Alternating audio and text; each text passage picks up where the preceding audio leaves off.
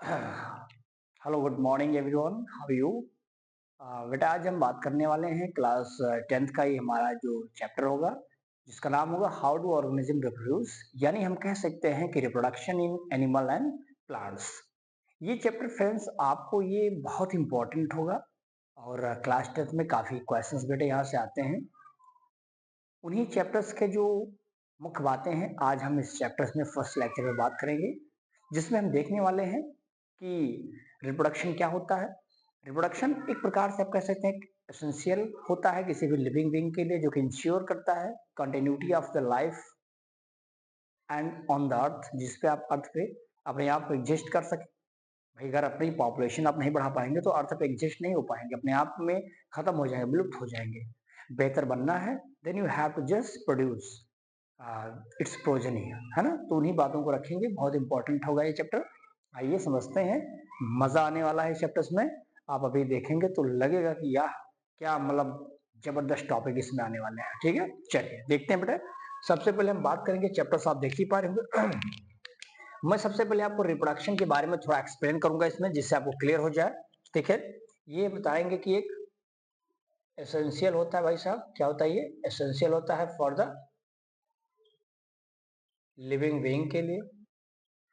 अगर कोई जिंदा है तो जाहिर सी बात है कि उसके लिए रिप्रोडक्शन होना बहुत ही जरूरी होता है, जो कि एक एसेंशियल होता है कैरेक्टरिस्टिक्स ऑफ लाइफ, जो कि किस लिए काफी एसेंशियल होता है, किस लिए, इसलिए कि कोई भी लिविंग की लाइफ वो बहुत ही आगे चाहता है कि हम अपने आप को, यानी कि अर्थ पर अपने आप को क्या करें, सरवाइव करें। तो सर्वाइवल ऑफ एंड स्पीसीज, है ना, कहां पर, ऑन अर्थ। अर्थ पे चाहते हो कि अपनी स्पीसीज को आप मेंटेन करना चाहते हो, बढ़ाना चाहते हो, फिक्स रखना चाहते हो, तो that means you have to just produce. Right now clear, देखेंगे आगे समझेंगे, इसमें बता देंगे भाई क्या कहेगा ये। नहीं नहीं, हम कह सकते हैं इसका मतलब कि कोई भी जो लिविंग बीइंग होता है, ये लिविंग बीइंग एबल होता है, यानी योग्यता रखता है, किस लिए, ताकि ये प्रोड्यूस करता है। प्रोड्यूस किस लिए प्रोड्यूस करके भैया, produce more its own progeny, अपनी जैसी संतानों को जन्म देना ही तो रिप्रोडक्शन है। अब देखिए, कोई ऑर्गेनिज्म जैसे है, फॉर एग्जांपल ह्यूमन, ह्यूमन को ही जन्म देगा। अब ह्यूमन किसी दूसरे स्पीसीज को थोड़ा ना जन्म देगा। तो मैंने कहा ना, अपने जैसे ऑर्गेनिज्म को प्रोड्यूस करने की जो कैपेबिलिटी होती है, जो पोटेंशियल होती है, जो क्षमता होती है, that is called as a reproduction. It is a two type, sexual and asexual. Right, चलिए आगे इसमें देखेंगे क्या कह रहा है ये। देखो, इसमें आप बताएंगे लाभ इसका क्या है। इसमें लाभ कुछ नहीं है, लाभ इसमें होता है कि जो ट्रांसमिशन होता है, transmission of genetic material, genetic material का ट्रांसफर कहाँ होता है भैया, from parental two of spring या प्रोजनी, यानी माता पिता से जो कैरेक्टर्स होते हैं बच्चे में ट्रांसफर हो जाते हैं। आपने सुना होगा, कहते हैं कि अरे भैया ये लड़का तो बिल्कुल अपने अम्मा का पड़ा है, अपने पप्पा का पड़ा हुआ है। तो ये जो आप पड़ा रहने वाला वर्ड यूज करते हैं ना, पड़ा मतलब सिमिलरिटीज जो होती हैं दिखने में, उसके जो फिनोटाइप स्ट्रक्चर्स होते हैं, लुक लाइक देयर पेरेंट्स। अब वो जो कैरेक्टर्स आपको दिख रहे हैं बाहर से कि भाई साहब बिल्कुल गोरा रंग है, बाल यू है, वगैरह वगैरह, आंख यू है, धसी हुई है, नाक है चुकी हुई, जो भी स्ट्रक्चर्स आपको दिखाई पड़ता है, वो आप उसकी तुलना करते हैं उसके माता पिता से, क्योंकि उनका जीन तो उनके पास है ना, वो ट्रांसफर हुआ जेनेटिक मटेरियल। तो ये कहता है कि जेनेटिक मटेरियल का ट्रांसफर करना एक सबसे इंपॉर्टेंट एडवांटेज होता है किसका, सेक्सुअल रिप्रोडक्शन का या रिप्रोडक्शन का। ठीक, तो ये बातें आपने क्लियरली देख लिया होगा। फिर मैं अगर समझूं यहाँ पर दोस्तों कि एक इंपॉर्टेंट रोल अदा करता है, इसका एक और इंपॉर्टेंट रोल होता है, किसमें, important role in evolution. Evolution में होगा, कैसे होगा evolution, by transmitting of varying of in gene, इसमें varying in gene pool. Gene बहुत इंपॉर्टेंट लाइन है, gene pool of an organism, एक जनरेशन F1 से लेकर के एक जनरेशन टू जनरेशन ट्रांसफर होते रहते हैं। यानी हमने कहा कि जीन पूल, जीन कैसे ट्रांसमिट करता है, कैसे ट्रांसमिशन इसका हो रहा है। वो जो ट्रांसमिशन हो रहा है इसी से वेरिएशन होगा ना, जिसे आपने देखा होगा। जैसे अभी मान लीजिए कि आपको मैंने एक कोई जानवर दे दिया, या ज्यादा एग्जाम्पल ले लीजिए सीधा किसका, आपने डायनासोर का नाम सुना। अब डायनासोर धीरे धीरे धीरे धीरे 65,000 मिलियन साल होते होते होते तो उसकी जो प्रोजेनी आपको दिखाई पड़ी, उसकी ही वंशज के लोग हैं क्रोकोडाइल, आज इस रूप में है। तो ये जो वेरिएशन हुआ, वेरिएशन देखा, जो भी एवोल्यूशन होगा, एवोल्यूशन इज ग्रेजुअल चेंजेस, एक लंबे समय, एक लंबे अरसे का जो बदलाव होता है उसी को एवोल्यूशन कहा जाता है। तो ये जो रिप्रोडक्शन होता है ये कहीं ना कहीं हमें एवोल्यूशन के कगार पे लाके छोड़ देता है। क्लियर बात? चलो आगे देखो, मैंने कहा ना एक एक पॉइंट को क्लियर रखते चलिए, ज्यादा घबराने की जरूरत नहीं है, इसमें ज्यादा टेंशन मत लीजिएगा। देखिए अब इसमें थोड़ा सा बताएंगे भैया कि दो प्रकार के हैं। पहला का नाम मैं देता हूं एसेक्सुअल रिप्रोडक्शन, बहुत आसान है, नाम से क्लियर हो गया होगा। ये माने होता है कि किसी भी प्रकार का, देखो सीधा बता दो कि प्रोडक्शन इसमें होगा साहब, किसका होगा बताइए इसमें, कि प्रोडक्शन होगा,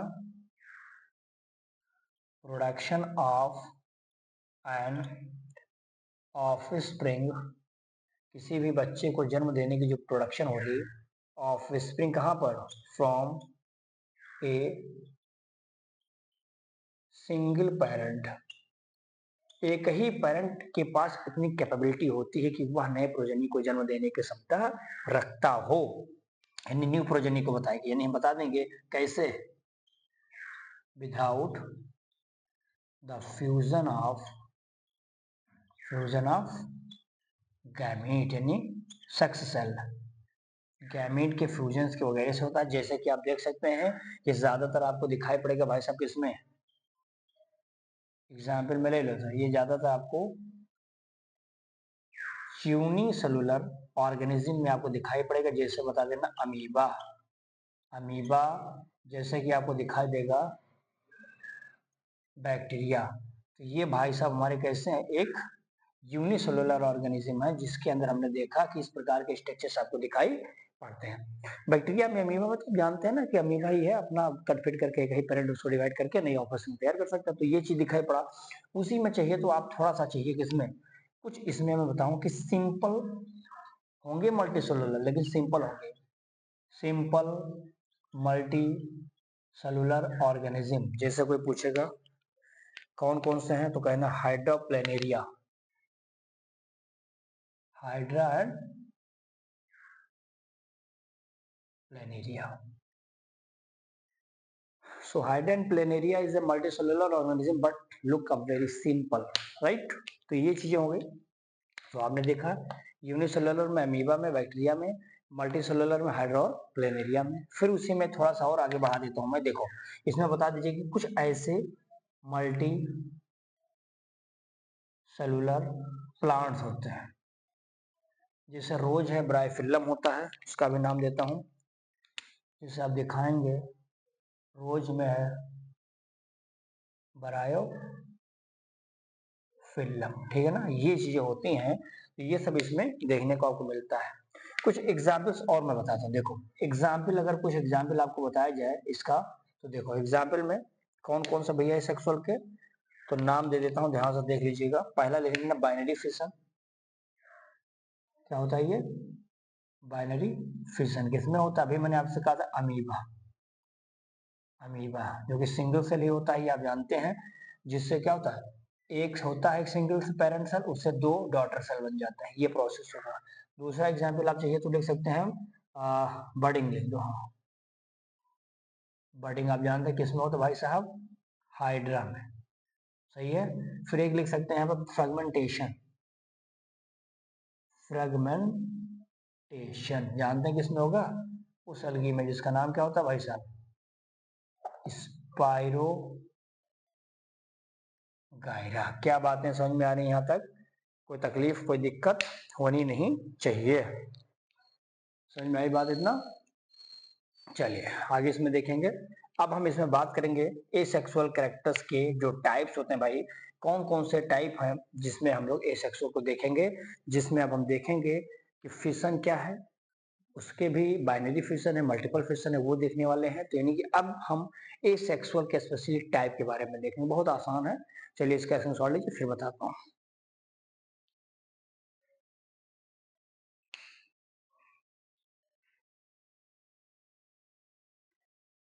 चलिए भैया, टाइप ऑफ एसेक्सुअल रिप्रोडक्शन मैंने आपसे बताया, पहला तो फिशन होगा जिसमें कोई भी यूनिसेलुलर जो ऑर्गेनिज्म होते हैं ये स्प्लिट होते हैं, स्प्लिट मतलब टूट जाना, इनटू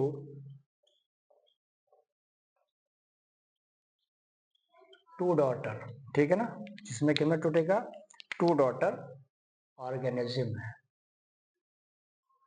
जैसे आप बता देंगे कि इसमें अमीबा में आपने देखा होगा paramecium and Euglena, amoeba, paramecium और यूग्लिना, ये तीन ऐसे एग्जाम्पल्स होंगे जो कि आएंगे अंडर द फिशन, जो कि दो प्रकार के हैं, जिसका नाम होगा अभी मैंने आपसे बताया ही है, एक होगा बाइनरी फिशन, एक होगा मल्टीपल फिशन। बहुत आसान है, देखिए ये हो जाएंगे भी दो प्रकार से, बाइनरी फिशन नाम ही से क्लियर है, बाइनरी माने दो, ठीक है ना। चलिए आगे बढ़ता हूँ इसमें मैं। बाइनरी फिशन मतलब आप समझ गए कि फिशन बाइनरी, देखिए बाइनरी में होता है टू, और फिशन मतलब स्प्लिटिंग। बाइनरी मतलब क्या होता है भैया, टू, और फिशन मतलब क्या होता है, स्प्लिटिंग, टूट जाना। यानी कि जब कोई पेरेंट, या कहते हैं जब कोई parental cell broken into two daughter cell is called binary fission, right. यानी बाइनरी फिशन क्या है, एक पेरेंट सेल है वो दो बार में टूट जाता हो, लेकिन इसमें किसी दो प्रकार के सेक्स सेल का मिलाप नहीं हो रहा है, simply one cell, one parent can be able to produce more progeny, two or more, तो इसीलिए है ना। तो ये चीजें आपने इसमें देखा। अब इसमें कुछ बात बताता हूँ, जैसे क्या बताएंगे भैया, जैसे बताना इसमें दोस्तों किसमें होगा, जैसे बता देना पैरामीशियम में, जैसे पैरामीशियम तो इसका जिंदा जाता उदाहरण है, आपको पता होगा, अभी बताया था। इसमें आप देख सकते हैं अमीबा भी आ जाएगा, अमीबा भी हो जाता है, ठीक है ना। ये चीजें होती है, देखो कुछ है नहीं, इसे सबसे पहले इसके न्यूक्लियर डिवाइड करेंगे, फिर साइटोप्लाज्म से घिर जाएंगे, दो नए सेल में बन जाएंगे। जैसे मैं थोड़ा सा यहाँ पे आपको बताऊं, देखो जैसे मान लो कि यहाँ पे बताओ, देखो ये सब हमारे, आपको पता नहीं, अमीबा बना दिया मैंने, है ना। अब इसमें होगा क्या, ये आगे जब बढ़ेगा धीरे धीरे, तो ये जो है आपस में इसके न्यूक्लियस देखो इस तरह से ये ऐसे ऐसे डिवाइड होना शुरू कर देगा, ठीक है ना। फिर आगे जब बढ़ेगा तो इस प्रकार से आपको ये सब इस तरह से, ये सब ऐसे स्ट्रक्चर दिखाई पड़ेंगे, ठीक है ना। फिर आप देखेंगे ये जब डिवाइड करेंगे तो दो डॉटर सेल में से क्या होते हैं, ये डिवाइड हो जाते हैं लाइक दिस। तो this is the splitting of, ये सब उसके न्यूक्लियस है, ध्यान देना, न्यूक्लियस क्या हो रहे हैं, धीरे धीरे ये लेंथ में बढ़ते हैं, और फाइनली यहाँ पर आप देख सकते हैं कि किस तरह से लोग क्या करते हैं, थोड़ा थोड़ा ये डिवाइड होने की क्षमता पे आ जाते हैं, ठीक है ना। जिससे यहाँ पर आप देख सकते हैं कि दो डाटर न्यूक्लिया या दो डाटर सेल का फॉर्मेशन हो जाता है। तो ऐसे स्ट्रक्चर्स जिसके ऑर्गन ही टूट टाट करके दो बना दें, उसी को बोलते हैं। अब आते हैं इसमें दूसरा आता है मल्टीपल फिशन। देखिए मल्टीपल फिशर, अच्छा इसमें एक चीज और ध्यान देना आपको, जैसे इसमें देखिए, जैसे यहाँ पर सीधा है, ये कहाँ गई है, यहाँ पर, हाँ बाइनरी, ये ध्यान देना बस दिमाग में, बाइनरी माने दो। अब जो अगला है वो थोड़ा सा समझने वाली बात है, कुछ है नहीं बहरहाल, लेकिन नाम है देखो मल्टीपल। अब मल्टीपल फिशन क्या कहता है भैया, देखो बाइनरी माने दो, और यहाँ मल्टीपल माने बहुत सारे, देखा ना, बहुत इजी है। लेकिन देखो कैसे मैं इसको बताऊं, देखो मल्टीपल में सिंपल आप बताएंगे भैया कि साहब क्या होता है कि ये ऐसा फिशन होता है in which many individual, many many individuals formed by splitting of a single parent. एक सिंगल पेरेंट के टूट जाने से इतने ज्यादा बन जाते हैं प्रोजनी जिसकी संख्या अनकाउंटेबल, जैसे अभी आप देखेंगे उसका प्लाज्मोडियम में जो कि मलेरिया करता है, हजारों की तादाद में प्रोजनी तैयार होते हैं। ठीक, बताता हूं इसमें क्या है। जैसे बता दीजिए, इसमें सिंपल बताएं भैया, ये मेथड हमेशा ध्यान दीजिएगा कि कहां पे होगा। ज्यादातर ये आपको यूनिसेलुलर ऑर्गेनिज्म में ये ज्यादा मिलता है। और ये कहां पर होता है? यूनिसेलुलर में होगा। और कब बताइए? अनफेवरेबल कंडीशंस, इस कंडीशन में ज्यादा होता है। तो कंडीशन थोड़ा सा आपके पक्ष में ना हो, इस वजह से एक से ज्यादा बन जाते हैं। समझ में आई ना? तो ये कंडीशन अनफेवरेबल में होगा, ज्यादातर यूनिसेलुलर में देखे जाते हैं। और इसमें एक चीज और बन जाता, ध्यान देना, इसमें होता क्या कि जो डेवलप करते हैं इसके यूनिसेलुलर ऑर्गेनिज्म होता है, ये डेवलप करता है अपने बाहर एक प्रोटेक्टिव लेयर या कवरिंग कह लो। इस प्रोटेक्टिव कवरिंग का ही नाम है हमारा सिस्ट। ध्यान देना इसको, सिस्ट, जो कि पूरे सेल के चारों तरफ यहाँ पर मौजूद होता है। ठीक है ना? अभी जब सिस्ट बनता है दोस्तों, तो आप देखेंगे कि जितने भी न्यूक्लियस होंगे इसी में आप देख सकते हैं जो प्रोड्यूस करते हैं, produce many nucleus. Later on each nucleus, जितने भी न्यूक्लियस रहेंगे, ईच न्यूक्लियस हमारा क्या करता है? ये सराउंड हो जाता है एक स्मॉल साइटोप्लाज्म से। और यही साइटोप्लाज्म दोस्तों जो हमारा डिवाइड करता है, तो आप देखेंगे बहुत सारे मैनी डॉटर सेल या न्यूक्लियस का फॉर्मेशन यहाँ से शुरू हो जाता है। तो ये प्रोसेस होगा मल्टीपल फिशन में। एक एग्जांपल और मैं आपको बताता हूँ। देखो, एग्जांपल में कुछ बता देता हूँ। जैसे होगा, माना कि यूनिसेलुलर में था, लेकिन अब ये देखिए कुछ प्रोटोजोन्स होता है उसमें ज्यादा होता है। प्रोटोजोन्स में आपको होगा जो कि क्या करते हैं? मलेरिया, आपको पता होगा कि मलेरिया जो पैरासाइट्स होते हैं, है ना, जिसका नाम होता है, अभी मैंने बताया था प्लाज्मोडियम, है ना। और एक में और होता है ये मोनोसिस्टिस। इन दोनों के केसेस में दोस्तों आप देखेंगे तो आपको हमेशा दिखाई पड़ेगा मल्टीपल फिशन। अब देखिए, मलेरिया होता है किससे? प्लाज्मोडियम से। लेकिन वेक्टर कौन है? Mosquito, with female Anopheles mosquito. यही हम लोगों के शरीर का खून चूसती है। मेल वाले बेचारे गरीब हैं, कहते हैं क्या खून चूसें, चलो हम नेक्टरे खा लेते हैं। पौधे के अंदर पाए जाने वाला जो फ्रूट का जूस होता है उसे नेक्टर कहते हैं। उस नेक्टर से अपने जीवन को मजे से एंजॉय करता है। लेकिन ये बेचारी कहती है हम फल फूल का जूस नहीं पी पाएंगे, हम खून चूसेंगे। तो कहती है चलो मानो दानों पास खुदाए तुमको, और ला करके धमाधम धमाधम धमाधम इन्फेक्शन काज करती है और खून आराम से चूस से निकल जाती है। तो ये प्रोसेस है फीमेल एनाफिलिस, जो कि मॉस्किटो उसके द्वारा ये हम लोगों के पास प्लाज्मोडियम नामक जो वेक्टर है, सॉरी प्लाज्मोडियम नामक जो हम कह सकते हैं कि जो हमारे नुकसानदायक मटेरियल्स होता है, इसको लाकर इंट्रोड्यूस करवा देती है शरीर में, आकर के फिर अपनी संख्या बढ़ाता है, फिर आरबीसी को धौंसता है, हिमोजाइन निकालता है, फीवर करता है, कोल्ड करता है, हेडेक करता है। ये प्रॉब्लम धीरे धीरे चलती है क्योंकि लीवर में ही अपनी संख्या रेप्लिकेट करेंगी। लीवर की संख्या सबसे ज्यादा डिवाइड करने वाली ऑर्गन्स होते हैं इनसाइड ऑफ द बॉडी, तो लीवर में ही जाएगी। After that they are searching where is the RBC, then RBC मिल गया उसे, उसको रप्चर करेगी, हिमोजाइन निकालेगी, हिमोजाइन ब्लड में जाएगा, ब्लड के द्वारा फिर आपके शरीर में रोग सिम्टम दिखाई पड़ने लगते हैं।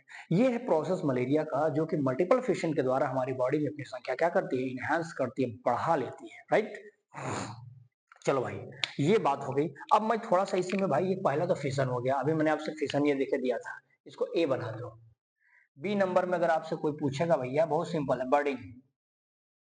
अरे बर्डिंग वर्डिंग तो आप जानते रटे होंगे, कुछ नहीं बर्डिंग, सीधा कहिए कि इसमें सब होता क्या है कि रिप्रोडक्शन होगा। जो बर्डिंग है ये बल्ब लाइक स्ट्रक्चर होता है। क्या होता है ये? बल्ब लाइक एक स्ट्रक्चर होता है जो कि क्या करता है? ये बल्ब लाइक स्ट्रक्चर प्रोजेक्शन कहते हैं, जो कि कहाँ से निकलता है? ये आउटग्रोथ होता है, आउटग्रोथ होता है। और ये कहाँ से निकला है? पेरेंट के बॉडी से।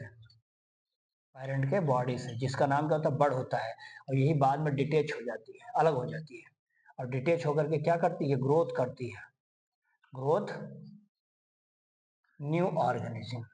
समझ पाए, एक नए ऑर्गेनिज्म का निर्माण हो जाएगा, जो स्पेशली बर्ड के केसेस में आप देख पाते हैं। किसमें होगा, एग्जाम्पल का नाम जरूर लिख लेना यहाँ पे भैया। तो जिसका नाम होगा, ये यूनिसेलुलर में होता है, ध्यान दीजिएगा, ज्यादातर ये यूनिसेलुलर में होता है। और एग्जाम्पल में ले लेना सबसे बेस्ट आपका ईस्ट, क्या ये ईस्ट के केसेस में आपको ये ज्यादातर देखने को मिल सकता है, ठीक है। जैसे थोड़ा सा मैं यहाँ पे आपको देखिए, अगर दिख रहा होगा तो बता दें। देखो जैसे ये क्या होता है, ये पेरेंट की बॉडी रहती है, ठीक है, ये आपका पूरा का पूरा न्यूक्लियस रहता है, ये ठीक, ये हमारा साइटोप्लाज्म वाला भाग रहता है। धीरे धीरे ये ग्रोथ करते हैं और फाइनली आप देखेंगे आइस एक स्ट्रक्चर बनना शुरू हो जाएगा इसे, इस तरह से वही अपना न्यूक्लियस हो जाएगा। इस तरह के पूरा का पूरा ये सिस्टम रहेगा यहाँ पर, ये हमारे हो जाते हैं बर्ड। और फाइनली क्या होता है भाई साहब, ये जो हमारा बर्ड होता है ऐसे ऐसे इस तरह से स्ट्रक्चर्स में ऐसे से डिवाइड हो जाती है, ये है, समझिएगा। फाइनली ये जो है किसका, ये चैन है, किसका, चैन ऑफ ईस्ट का, ये हमारे बन के तैयार हो जाता है, ध्यान देना इसको। और कुछ में होता है, कुछ मल्टी सेलुलर ऑर्गेनिज्म है जिसमें भी होता है बडिंग, मतलब बडिंग वाला देख लो। कुछ मल्टी सेलुलर ऑर्गेनिज्म है, इसका नाम देख लीजिए, कौन सा मल्टी सेलुलर ऑर्गेनिज्म है, तो नाम इसका सिंपल दे दीजिएगा, हाइड्रा। क्या नाम है इसका, तो बता देना यहाँ पे बेटा, हाइड्रा। हाइड्रा में भी यही होता है, ध्यान देना इसको, बशर्ते इसमें होता है कि हाइड्रा में एक इसमें डेवलप हो जाता है ये प्रोट्यूबरेंस ऑर्गन होता है, जिससे क्या बनता है, इससे बनता है माउथ। माउथ बनेगा, साथ ही साथ इसमें टेंटिकल बनते हैं, क्या बनते हैं, टेंटिकल्स, जो कांटे नुमा स्ट्रक्चर्स होता है। तो इस प्रकार से आप देख सकते हैं कि इसमें बडिंग होता है। सिंपल यानी बडिंग माने एक छोटा सा आउटग्रोथ प्रोजेक्शन होता है, जो उस पेरेंट के बॉडी से जुड़ा रहता है, और जुड़ करके एक कंडीशन फेवरेबल या अनफेवरेबल कंडीशन आती है, जिससे वो अपनी चेन बना लेता है, फाइनली वो डिटेच हो जाता है प्लांट बॉडी से, मेन बॉडी से। जैसे वो डिटेच हो जाता है, अपनी एक नई प्रोजेनी तैयार कर देता है। ये ज्यादातर आप देख सकते हैं हाइड्रा में हो गया, जिसमें आपने देखी गया, ईस्ट में स्पेशली आप जानते हैं। तो this is the budding process. अब हम बात करेंगे स्पोर फॉर्मेशन, ये सब इसी के पार्ट है, चलिए इसे सॉल्व लें।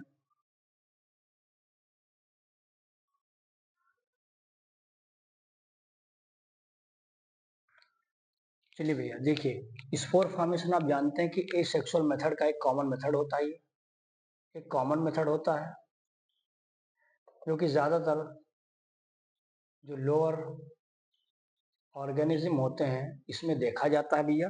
लोअर ऑर्गेनिज्म के केसेस में ये आपको देखने को मिलते हैं, जैसे कि कौन कौन सा, जैसे कि आप देखेंगे एल्गी में, जैसे आप देखेंगे किसमें हो जाएगा भाई साहब, ये क्लेमाइडोमोनास,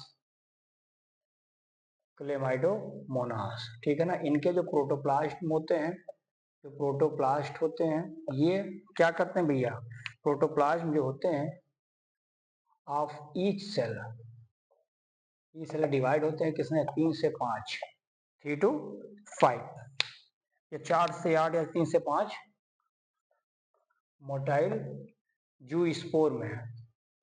और ये जू स्पोर भाई साहब किसमें कैद रहता है, उसका उस बर्तन का नाम है जू स्पोरेंजिया, जू स्पोरेंजिया, ठीक है ना, जू स्पोरेंजिया में कैद हो जाते हैं। और कुछ हम देखते हैं, कुछ स्पेशल फंजाई भी होते हैं, जैसे राइजोपस है, जैसे म्यूकर होता है ना, जैसे राइजोपस एंड म्यूकर, इन दोनों में भी दोस्तों देखा जाता है कि इसमें भी कहीं ना कहीं स्पोर फॉर्मेशन होता है। तो याद रखिएगा, इन फंजाई, ध्यान देना, इस बहुत इंपॉर्टेंट बात है ये सब, ठीक है ना।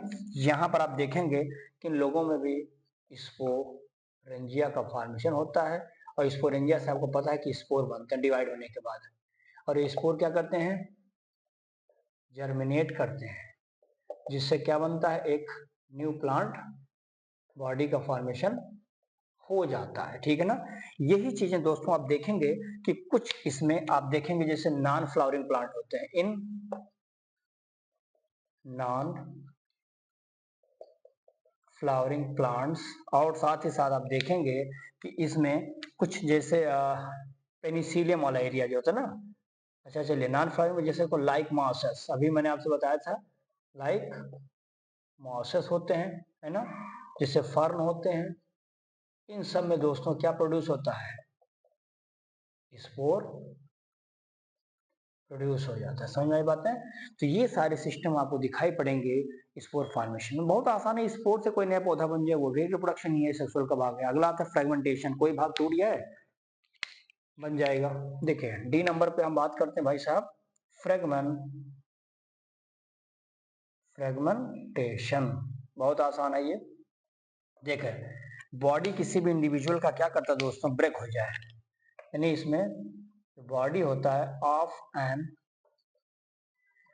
इंडिविजुअल ब्रेक डाउन, क्या होती है, breaks up into two ORR more parts ORR, इसको फ्रेगमेंट भी कहते हैं, ध्यान देना, फ्रेगमेंट्स, ठीक है ना। यानी हम सिंपली कह सकते हैं, इसमें एक लाइन लिख लेना चाहिए तो लिख लेना, आपने लिखना है 10 ब्रेकिंग अप ऑफ बॉडी, है ना। किसी भी सिंपल ऑर्गेनिज्म की बॉडी ब्रेक हो जाती है, उसी को हम लोग दोस्तों क्या कहते हैं, ब्रेक करते हैं। जैसे कि आपने इसमें देख ही लिया होगा, देखो फ्रेगमेंट में देखिए बहुत सिंपल है। इसमें क्या कह रहा है, देखो जैसे कह रहा है कि किसी भी इंडिविजुअल्स में आपने देखा कि ब्रेक होता है इंटू दो भाग में, यानी एक जैसे पेन है, अब एक ये मान लीजिए कि एक इंडिविजुअल है पेरेंट ऑर्गेनिज्म, अभी इसका भाग कैसे टूट गया, 2 या 4 या 4 5 6 जो भी हो जाए, जितने भाग निकलेंगे सबके अंदर इतनी कैपेबिलिटी जरूर होगी कि वो नए पैरेंटल बॉडी की तरह स्ट्रक्चर बनाने की क्षमता रखते हैं। That is called the fragmentation, it is also a part of the sexual reproduction, right. इसमें किसी भी इन्वॉल्वेशन थोड़े ना दो पेरेंट का, एक सिंपल पेरेंट होकर सकता है, चाहे वो मेल होगा चाहे फीमेल होगी, कोई भी होगा, टूट करके फिर एक नया ऑर्गेनिज्म का फॉर्मेशन किया जा सकता है। सही है, चलिए अब इसमें थोड़ा सा हम दोस्तों एक लाइन इसमें और समझना चाहेंगे। जैसे देखो इसमें फ्रेगमेंटेशन में आपको ये बता सकते, ये मल्टी सेलुलर में भी देखा जाता है, ये मल्टी सेलुलर जो ऑर्गेनिज्म होते हैं, इसमें भी आप देखेंगे कि फ्रेगमेंट हो जाते हैं, टूट जाते हैं, या कह सकते हैं मैनी पीसेस, कहते मैनी पीसेस में आपको दिखाई दें। जैसे एग्जांपल ले लो स्पायरोगायरा, क्या ले लो, जैसे फिलामेंटस एल्गी, कौन सा एल्गी है, लाइक स्पायरो गायरा। ध्यान देना भाई साहब, ये बहुत इंपॉर्टेंट है स्पायरो गायरा वाला। जैसे मैं थोड़ा सा इसको अगर बताऊं, देखो जैसे मान लेता हूं कि ये हमारी एक पैरेंट बॉडी है, देखो ये मान लो कि हमारी एक पैरेंट बॉडी, ठीक है। यहाँ पर आप देख सकते हैं कि इस प्रकार से ये सब इससे डिवाइड होते रहते हैं, इस प्रकार से इसे सभी क्रोमोसोम डीएनए इनका सब घूमता रहता है। तो देखो ये धीरे धीरे यहाँ से अलग होते हैं, देखिए इस तरह से ये अलग हो गया, ठीक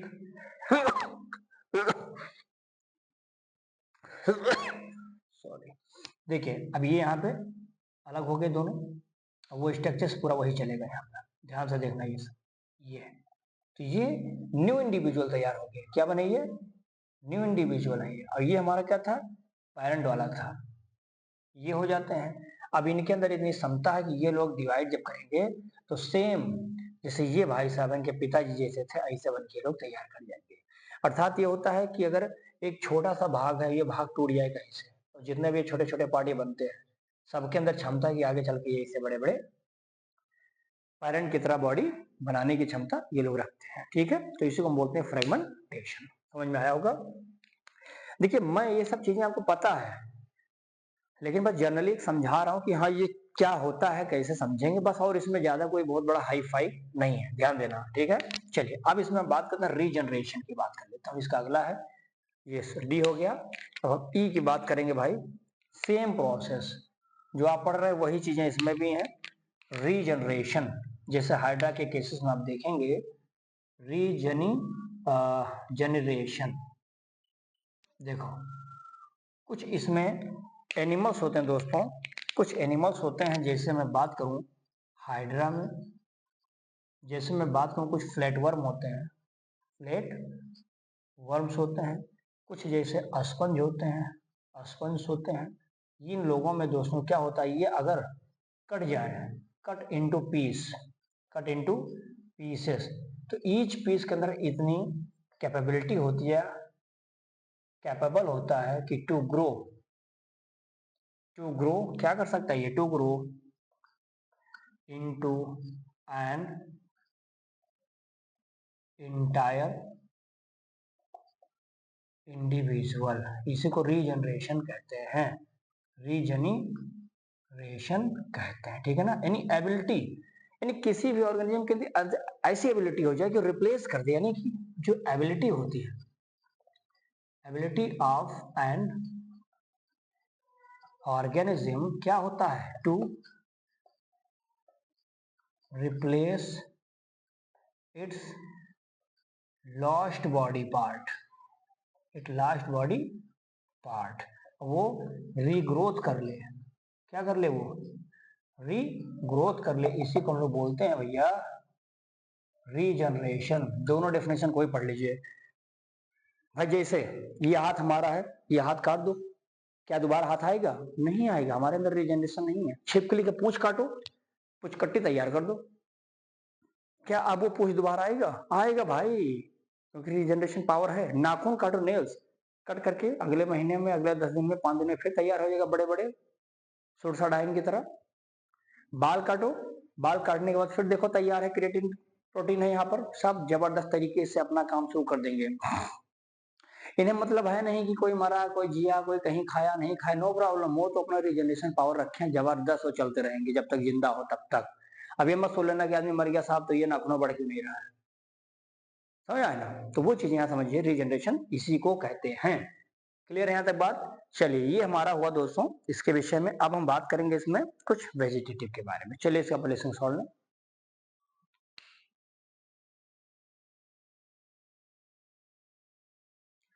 अच्छा है, इसमें एक एग्जाम्पल कहो तो देख लेना बेटा। हम ज्यादातर इसको प्लेनेरिया के केस में बनाते हैं। जैसे देखो, जैसे मान लो कि ये है,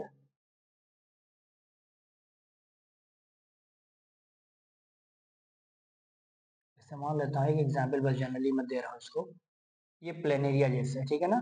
अब इस प्लेनेरिया को दोस्तों जैसे यहाँ पर इसकी बॉडी अगर कट जाए, इसे मान लेता हूँ कि ये इसकी बॉडी से कट गई है, ठीक, ये बॉडी इसकी कटी हुई है। अब कटने के बाद इनके पास इतनी क्षमता है दोस्तों कि ये ऐसे तैयार कर सकते हैं पूरी बॉडी समूची। और ये वाला इधर कर देगा, ये वाला भी इतनी क्षमता रखता है कि ये अपनी बॉडी को इस प्रकार से यहाँ पर तैयार कर सकते हैं। यानी कि कटने के बाद भी देखो इनके अंग इतने हैं। अभी जो मैंने बताया था एग्जाम्पल ले लेना, प्लेनेरिया में ज्यादातर ये देखा जाता है, प्लेनेरिया। हालांकि फ्लैट वर्म में होता है ये, फ्लैट वर्म, ठीक है ना। फ्लैट वर्म में तो समझो है ये ना। ये दोस्तों आपने देख लिया। अब हम बात करेंगे वेजिटेटिव प्रोपोगेशन के बारे में।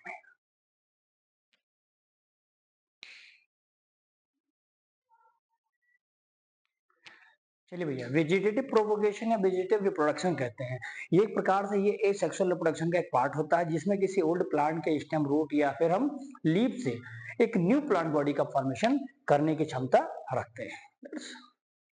बहुत आसान है, देखो बताना कि ये जो वेजिटेटिव रिप्रोडक्शन होता है दोस्तों, एक प्रकार से किसका भाग है, एसेक्सुअल रिप्रोडक्शन का क्या है, एक पार्ट्स, ठीक है ना। जिसमें होता क्या कि किसी ओल्ड प्लांट बॉडी क्या, या ओल्ड प्लांट से, या ओल्ड प्लांट के किससे, लीफ से, रूट से, या फिर स्टेम से, ठीक है ना। इन सब से मिल करके दोस्तों हम लोग क्या करते हैं, एक, हाँ ठीक है, ग्रो करा देते हैं, ग्रो न्यू प्लांट बॉडी। जैसे आप लाते हैं कोई पौधा है, पत्ती है, पत्ती को काट करके बैठा देते हैं, नया पौधा लग जाता है, इसमें किसी भी प्रकार का इंटरफेरेंस नहीं होगा जर्म सेल्स का। यानी हम कह सकते हैं कि without without any reproductive organ, समझ में आई क्या बात? यानी किसी भी रिप्रोडक्टिव ऑर्गन का कोई इन्वॉल्वेशन इसमें है ही नहीं बाबूजी, ये ध्यान देना। जैसे कि अगर मैं यहाँ पे बताऊं, जैसे लिख लेना प्लांट्स लाइक, एग्जाम्पल में समझ लो ये सब है प्लांट्स लाइक। कौन कौन से भैया, थोड़ा कलर बदल देता हूँ। जैसे ओनियन है, बनाना है, ब्राइफिल्लम है, ओनियन होगा, बनाना है, ब्रायोफिल्लम होता है ना। रोज आपने सुना होगा, आपने शुगर केन का नाम भी, गन्ने का नाम सुना होगा, सुना है ना। ये सब प्रोपोगेट कर दिए जाते हैं बाय द वेजिटेटिव प्रोपोगेशन। अब गन्ना है, गन्ने का छोटा सा हिस्सा काट लो, स्टम को काट करके बैठा दो, देखो नया गन्ना तैयार हो जाएगा। तो ये सारी चीजें जो आपको सामने दिखाई पड़ती है, जिसमें किसी रिप्रोडक्शन कोई भी इसमें ऑर्गन है नहीं, that is called as the vegetative. यानी इसका वेजिटेटिव पार्ट्स है। देखो दो, किसी प्लांट में दो चीजें होती है, एक वेजिटेटिव, एक होता है रिप्रोडक्टिव पार्ट। जैसे गेहूं मान लीजिए आपने बोया, अब गेहूं का जो बाली वाला एरिया जो खाते हो तुम, वो हमारा रिप्रोडक्टिव पार्ट है। नीचे का जो डंठल है जिसे भूसा बनाते हो, तो शुद्ध भाषा में समझो, भूसा वाला भाग नीचे का स्टेम, वो हमारा वेजिटेटिव पार्ट है। उसका हमारा यूज कुछ नहीं खाने पीने में, लेकिन रिप्रोडक्शन करने वाला ऊपर वाला जो दाना है, जो बाली है, वही तुमको अनाज दे रहा है, तो वो हमारे रिप्रोडक्टिव है। And rest of all lower side is called as the vegetative propagation. Clear बात? चलो आगे इसमें देखेंगे भैया क्या कह रहा है ये। इसमें देखेंगे कुछ वेजिटेटिव, अच्छा इसको तो हेडिंग टाइप को बना देता हूं। देखो इसको अगर मैं वेजिटेटिव प्रोपोगेशन को बीपी लिख दूं तो आप समझ पाएंगे भैया जी, समझ लेना इसको, बहुत इंपॉर्टेंट है। अब मैं क्योंकि शॉर्ट फॉर्म में लिखूंगा, देखो वेजिटेटिव प्रोपोगेशन एंड बीपी किसके द्वारा, बाय नेचुरल मेथड। नेचर कहता है कि भैया हमारा यूज करो और फिर तैयार कर लो। तो अब नेचर कहता है, क्या कहता है भैया, नेचर की बात तो मानना पड़ेगा सब लोगों को। यहाँ पर ये कहता है इस प्रकार से, हम नेचुरल मेथड में सबसे पहले अगर बात करते हैं तो देखो ये मेथड है, यानी सबसे पहले इसमें बता देना, हम बताएंगे यहाँ पर कि जो बीपी होगा, वेजिटेटिव प्रोपोगेशन, बीपी है ना, ध्यान देना, vegetative propagation bye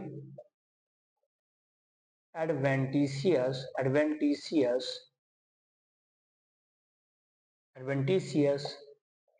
birds of leaf, example लेना ब्रायोफिल्लम, ब्रायोफिल्लम।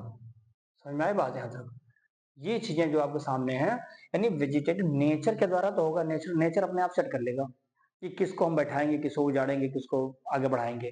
उसमें भी नंबर एक में आता है कि वेजिटेटिव होगा, लेकिन पत्ती के ऊपर छोटे छोटे गांठ पाए जाते हैं, बड़ पाए जाते हैं, उसी बड़ से नया पौधा तैयार कर दो। ये समता ब्रायोफिल्लम में है। क्लियर बात यहाँ तक? चलो आगे देखूंगा मैं इसमें क्या कह रहा भैया, कुछ नहीं, कुछ एग्जाम्पल रख लीजिएगा इसमें, जैसे जो इसमें आते हैं, जैसे एग्जाम्पल में ले लीजिएगा, वही जैसे पहला तो वही ले लेना, ब्रायो फिल्म भी है कि नहीं है, बिग्नोनिया भी ले लेना इसी में चाहिए तो आप, क्या हो जाएगा भैया, बिग्नोनिया। एक आता भाई साहब मिंट, मिंट का फसल बहुत ही इंपॉर्टेंट है, सब जान लीजिए, ये सब जान लीजिए कि प्रोड्यूस होते हैं, प्रोड्यूस्ड बाय बर्ड। समझ में आई बात? तो बर्ड से ये सब बन जाते हैं, तो हमारा स्पेशली हो जाता है BP by the adventitious bud of the leaf of bryophyllum, या इसमें ठीक है। दूसरे नंबर पर अगर मैं बात करूं कि बीपी होगा, यानी बीपी है लेकिन वेजिटेटिव प्रोपोगेशन होगा, लेकिन किसके द्वारा, बाई ऑफ, या बीपी बाई लिख दो यहाँ पर, स्टेम के द्वारा। अब बताओ स्टेम से तैयार कर दोगे तुम, यानी रिप्रोडक्शन नहीं कराओगे, लेकिन छोटा सा हिस्सा लेकर के गाड़ दोगे, जमीन में तैयार हो जाएगा, लेकिन स्टेम को लेकर के। अभी तक मैंने बर्ड का यूज किया, अब हम स्टेम का यूज करेंगे, तने का यूज करके हम नया पौधा तैयार करेंगे। तो तने में सिंपल बताएंगे दोस्तों, इसमें सिंपल बताना, इसमें क्या बताना, एग्जाम्पल लिखो बस, फॉर एग्जाम्पल, उसी से क्लियर हो जाएगा। फॉर एग्जाम्पल अभी क्लियर बता दें, ट्यूबर ऑफ पोटैटो, आलू जो है ट्यूबर ऑफ पोटैटो के रूप में जाना जाता है ना। Rhizome of ginger, rhizome of ginger अदरक, समझ रहे ना। बल्ब ऑफ ओनियन, प्याज का जो भाग फूला वाला हिस्सा होता है स्वेलन वाला, उसको बल्ब कहा जाता है, तो बल्ब ऑफ ओनियन में होगा। एक चाहिए तो इसमें आप दिखा सकते हैं कॉर्म, क्या होगा ये, कॉर्म ऑफ कोलोकेसिया, घुइया को कॉर्म कहते हैं, ठीक है ना, ये ध्यान देना इसको। आपको शक्कर मिलेगा, इसका शक्कर ऑफ मिंट, मिंट में दोस्तों हम शक्कर के रूप में जाने जाते हैं, ठीक है ना। तो ये ध्यान देना, क्राइसैंथेमम में भी होता है, ध्यान देना, अगर चाहिए तो लिख लो, क्राइसैंथेमम, ये सब इसी के अंतर्गत आते हैं। इतनी बातें ध्यान देना कि ये सब अगर हैं, इनके स्टेम्स को ही तुम काट दोगे तो आगे जा करके बना देगा नया पौधा। समझ में आई बात? चलो आगे देखो, ज्यादा इसमें डीप जाने की आवश्यकता नहीं है। वेजिटेटिव प्रोपोगेशन, अब दोस्तों हम बात करेंगे कि बीपी होगा, लेकिन थोड़ा सा यहाँ चेंज हो गया, PP by underground stem, underground. अब लो, हालांकि स्टेम तो बाहर दिखाई पड़ते हैं तने, लेकिन कुछ ऐसे स्टेम के जमीन के अंदर रहते हैं। आलू खाते हो, आलू जो खाते हो वो क्या है, जड़ है? नहीं, वो स्टेम है, जमीन के अंदर है। ये सब चीजें कुछ एग्जाम्पल नाम रख लीजिए बस। देखो इसमें सिंपल बताना है कौन सा भैया, जैसे इसमें आप बता दीजिए राइजोम, क्या बताओगे? जैसे आप बता दीजिए इसमें राइजोम, जिसका नाम क्या है, जिंजर। क्या भैया? जिंजर, अदरक जिसको कहते हैं ना। एक शॉर्ट होता है, श्वेलन एरिया होता है, तो इसको लिख ले यहाँ पे, जैसे एक शॉर्ट स्वैलन एंड अंडरग्राउंड स्टेम होता है, जो कि बियर होता है, क्या धारण करता है, बियर्स, बर्ड, अपने ऊपर क्या करता है, बर्ड्स को करता है, एंड एडवेंटिशियस रूट को धारण करता है, साथ ही साथ जिसको हमने क्या कह दिया है, अंडरग्राउंड राइजोम कहा जाता है। क्लियर है? बहुत आसान है, कुछ है नहीं इसमें। फिर देखो इसमें एग्जाम्पल अगर होना चाहिए तो एग्जाम्पल में सीधा ये याद रखिएगा, जिंजरिया, अदरक लिख लो यहाँ पर, ये अदरक है। तो अदरक किस में आता है, अंडरग्राउंड स्टेम में आता है, जो कि राइजोम कहा जाता है, इसके अंडरग्राउंड को राइजोम कहते हैं, ठीक है। अगर मैं यहीं पर एक और लेता हूँ, यहाँ पर दूसरा ले लेता हूँ, देखो ट्यूबर, अभी मैंने कहा था ट्यूबर, पोटैटो के केसेस में क्या नाम दिया था इसको, पोटैटो, आलू नीचे होता है, ये भी तो एक स्वैलन होता है ना, एक स्वैलन अंडरग्राउंड स्टेम होता है, जो कि बियर करता है, इस बार एडवेंटिशियस रूट नहीं होगा यहाँ पर, इस बार यहाँ पर bear axillary root, bear axillary bud. इस एक्सिलरी बर्ड से क्या निकलता है, एक्सिल निकलता है सेल का, जो लीव्स का होता है, और जिससे का नाम पड़ जाता है हमारा क्या, ट्यूबर। कोई पूछेगा एग्जाम्पल क्या, तो कह देना आलू, ये लिख लिया। कभी कभी पूछ लेता कि अंडरग्राउंड स्टेम ऑफ रूट को क्या, पोटैटो को क्या कहते हैं, ट्यूबर, इसको अदरक को राइजोम। तो ये ध्यान रखना, कभी कभी डायरेक्टली क्वेश्चन यहाँ से दे दिया जाता है, तो इसको बहुत ही क्लियरिटी से समझना है। अगला है इसमें, देखो इसमें आ जाता है बहुत इंपॉर्टेंट भैया, बल्ब, क्या होता है इसका नाम, बल्ब। अब बल्ब समझिए, क्योंकि प्याज एक प्रकार से क्या, एक मॉडिफाइड स्टेम होता है, विच कंटेन क्या कंटेन करेगा, 1 ORR मोर एक्सिलरी बर्ड, कहां से, from the from the from the shoot, ये कहां से निकालेगा भाई साहब, फ्रॉम द शूट, ठीक है ना, of shoot of new plant, of new plant, ठीक है ना। बस इतनी बातें ध्यान देना।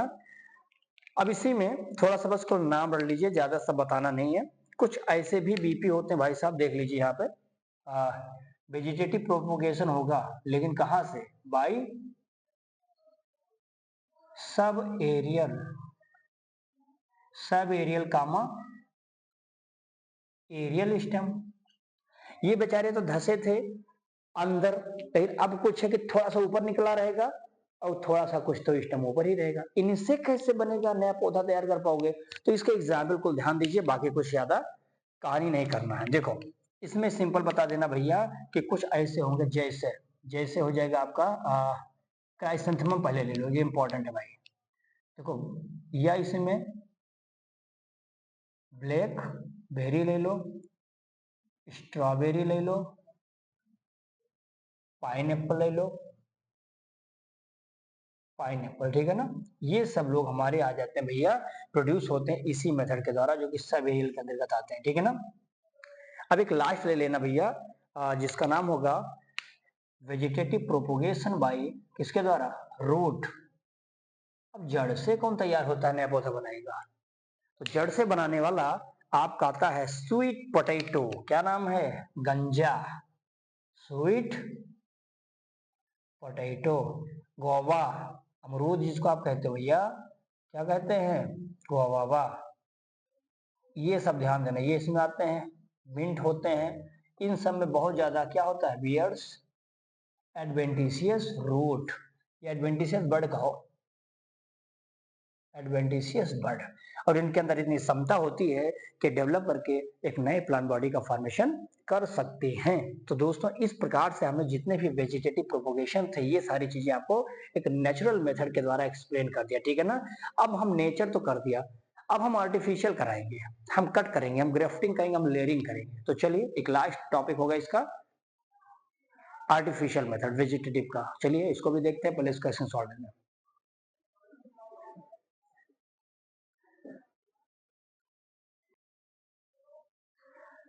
चलिए भैया, इसमें देखेंगे कि वेजिटेटिव प्रोपोगेशन वीपी हो तो रहा होगा, लेकिन आर्टिफिशियल मेथड हम सब कुछ कर रहे हैं। तो हम लोग कट करेंगे, पहले कटिंग करेंगे, यानी वेजिटेटिव प्रोपोगेशन कटिंग के दौरान दोस्तों हम इसमें देख सकते हैं कि कट किसका करेंगे।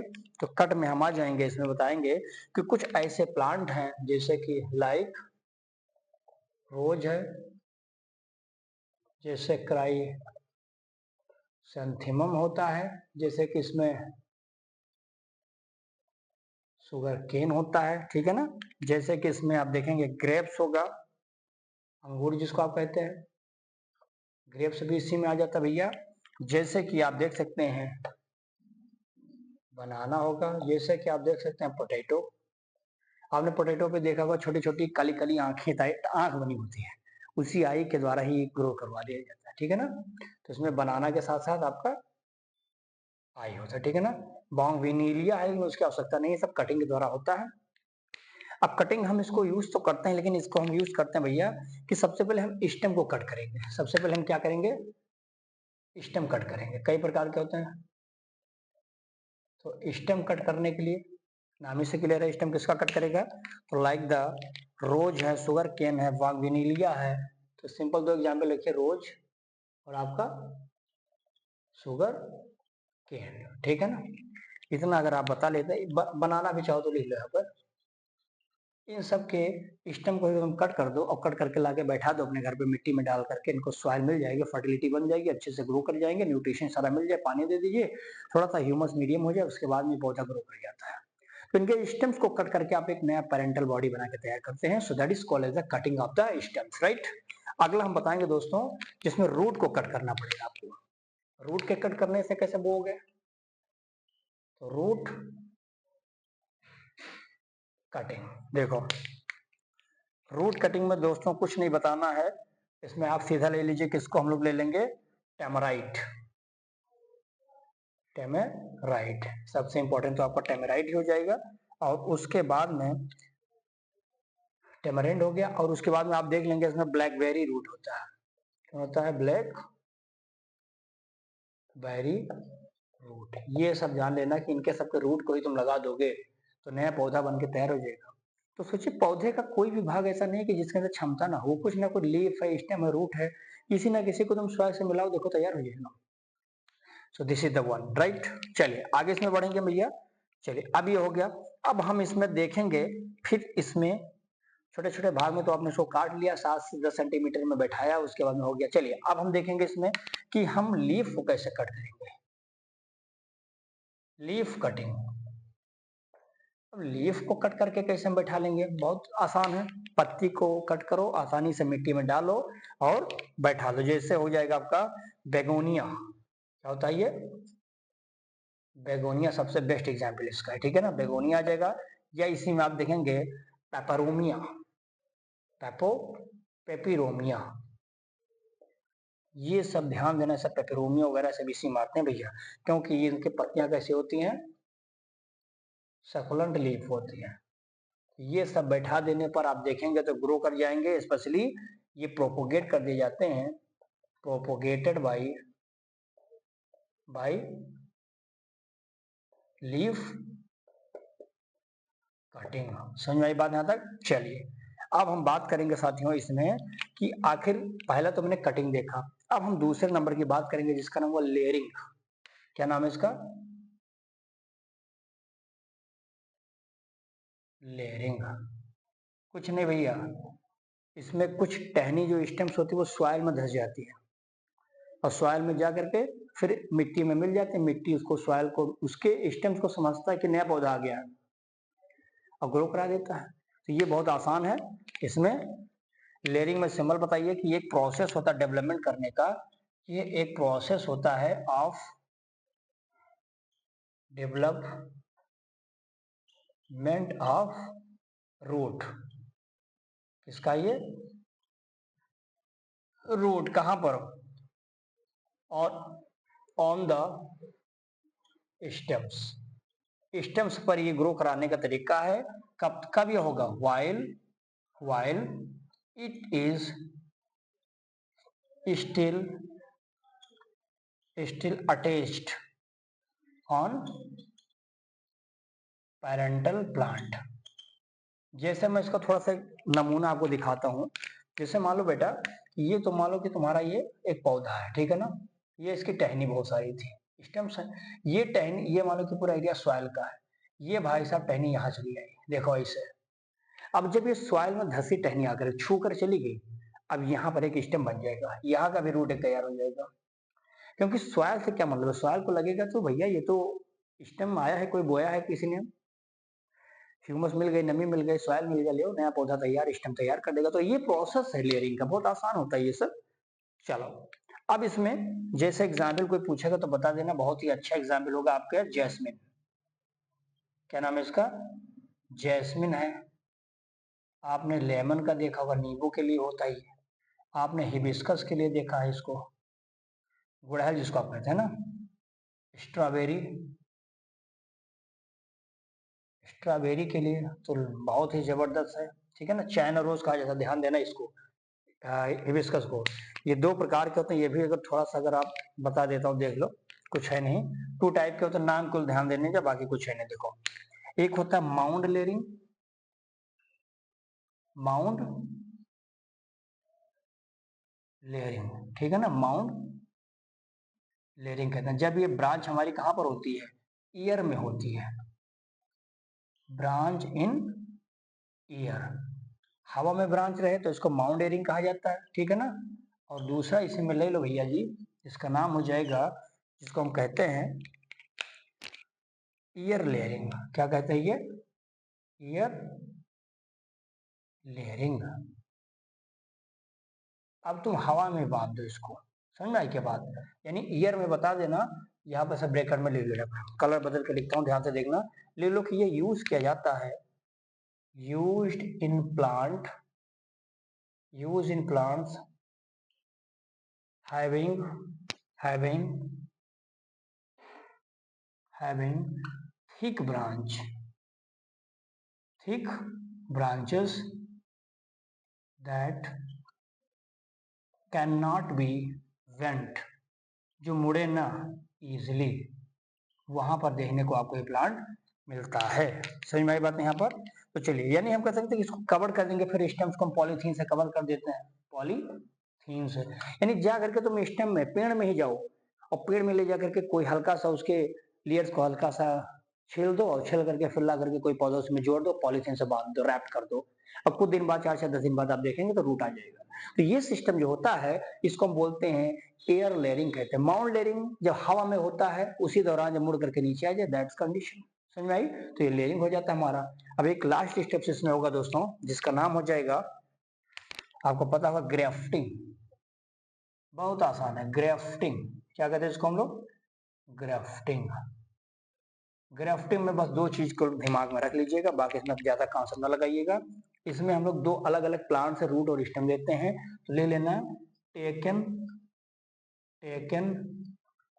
Roots of and plants.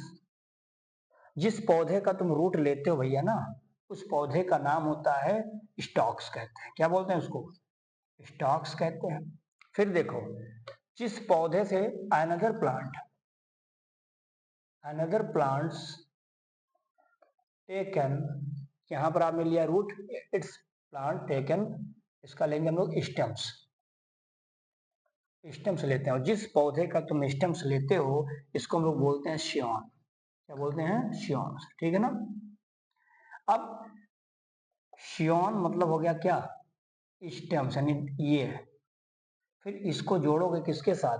इसको जोड़ोगे स्टॉक के साथ। स्टॉक इसका भाग होता है रूट का, यानी यसार। इन दोनों को आपस में दोस्तों जोड़ दोगे थोड़ा टेक्निकल यूज करके, फिर यहाँ पर एक न्यू प्लांट बॉडी आपके सामने बन के यहाँ पे क्या हो जाएगी? बिल्कुल रेडी हो जाएगी। समझ में आई? तो इस प्रकार से हमने सिर्फ सियॉन और स्टॉक्स का यूज किया, अदर प्लांट्स का रूट और स्टेम्स को लेकर के फाइनली इसको हमने खत्म कर दिया। समझ में आई बातें? चलिए, इस प्रकार से दोस्तों हम लोगों ने आज काफी अच्छी चीजें इसमें समझ लिया है। और एक चीज बताना क्या है, टिश्यू कल्चर बताने की जरूरत नहीं, ये सब आप पढ़ चुके हैं 9th में भी। टिश्यू कल्चर मतलब क्या होता है कि स्मॉलेस्ट पार्ट ले लीजिए, प्लांट का एप्पल हिस्सा लीजिए, चाहे रूट का चाहे शूट का, उसी से ग्रो कराइए लैब में, सारी फेवरेबल कंडीशन उसको दीजिए जो बाहर इन्वायरमेंट में उसको मिल रहा था, और उसको कल्चर मीडियम में ग्रो कराने के बाद आप देखेंगे कि बहुत सारे उसके नर्सरी प्लांट बॉडी आप फॉर्म कर सकते हैं, जो भी डिजीज फ्री होंगे, जिसकी प्रोडक्टिविटी अच्छी होगी, जिसकी रेजिस्टेंस बहुत तगड़ी होगी। ये टिश्यू कल्चर की क्वालिटी होती है। ठीक है। सो इन दिस वे फ्रेंड, हम लोगों ने आज इसको समाप्त कर दिया है। अब हम लोगों का ये पूरा का पूरा एक सेक्शन समाप्त हो गया। अब हम लोग सेक्सुअल रिप्रोडक्शन की बात करेंगे प्लांट्स में, जब भी करेंगे, जिसमें हम लोग कैलिक्स करोला वगैरह देखेंगे, प्लांट्स के बारे में समझेंगे, और फिर पॉलिनेशन क्या होता है उसी में समझेंगे। तो आई होप कि मजा आया होगा, समझ में आया भी होगा। तो चलिए, आज पहला लेक्चर रहा है इसका, मजा आया होगा।